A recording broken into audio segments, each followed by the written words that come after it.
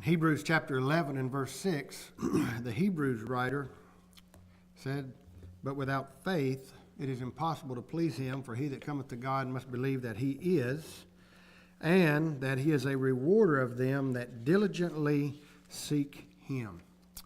I've got a question for you this morning. Do you have faith? Do you have faith in Jesus Christ? Do you believe that Jesus Christ is the Son of God? Is that faith that you have a saving faith? Is it an active faith? Is it a seeking, humbling, is it an understanding faith? Is it a faith that if Jesus were to spend time with you, or if Jesus were to hear of your faith, would Jesus marvel? Would he be amazed? How would you compare your faith to the faith of, say, Abraham? Now, I want you to think about that question for just a moment. How would you personally, if you were to sit down and say, just write a paragraph comparing your faith, the strength of your faith, the depth of your faith, the understanding of your faith, how would you compare that to the faith of Abraham? How would you compare that to the faith of, say, Paul? How would you compare your faith to a Roman centurion who had been raised in a heathen, idolatrous home? Yet whenever he expressed his faith in Jesus, Jesus marveled. Jesus was absolutely amazed. Last week we noted this faith that we called a great faith. So great faith have I not found, no, not in Israel. And we noted that there are three particulars about this faith. First of all, we noted that it was a seeking faith. That's what we considered last week, that is a seeking faith. And those that come seeking after Jesus, they will find a sinless Jesus. They'll find a suffering Jesus. They'll also find a risen Jesus and a reigning Jesus, a saving Jesus. But sometimes when people come seeking after Jesus, their faith is not strong, and the Jesus they find is not the Jesus they were looking for. They weren't looking for the Christ, they were looking for a Christ. They weren't looking for the Jesus of the New Testament. They were looking for a Jesus that would satisfy what they wanted, which is what many of the Jews of the first century were looking for, a Christ, a Messiah that satisfied what they were expecting. And whenever they saw the Christ, they turned from him.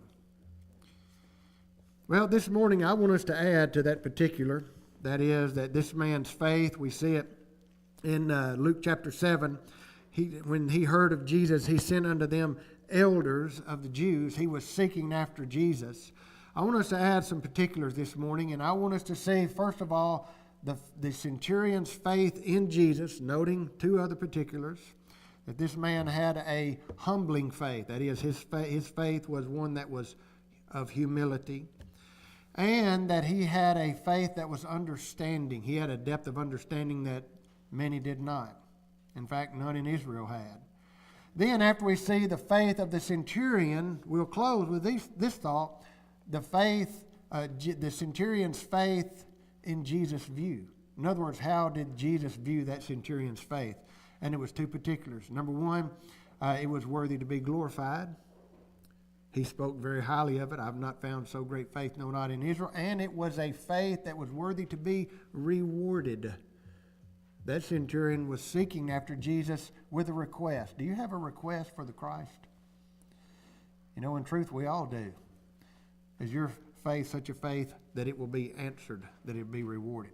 So let's consider these this morning. First of all, the centurion's faith. We've noted last week that it was a seeking faith. This morning, let's notice in verses 6 and 7 that it is a humble faith. This man came before Jesus. Now, no, we had first of all, no, wait, he didn't actually come. Look at verses 6 and 7 again. Then Jesus went with them. They've come seeking after Jesus based on the centurion say, go find this man for me. And they say, you need to come to this house. You need to come and heal this man. This man is, or this man's servant. This man is worthy of the request he's making. And so when he was now not far from the house, he's getting close. He's in eye-shot distance, perhaps. The centurion then sends friends. First he sends the elders of the Jews. Now he sends his own personal friends. saying, Lord, trouble not thyself. I'm not worthy thou should come under my roof. I'm not even worthy. Let me ask a question. If you had the opportunity to invite Jesus into your home and entertain him and to host him, would you open the door wide? This man said, I'm not worthy for you to step under my roof.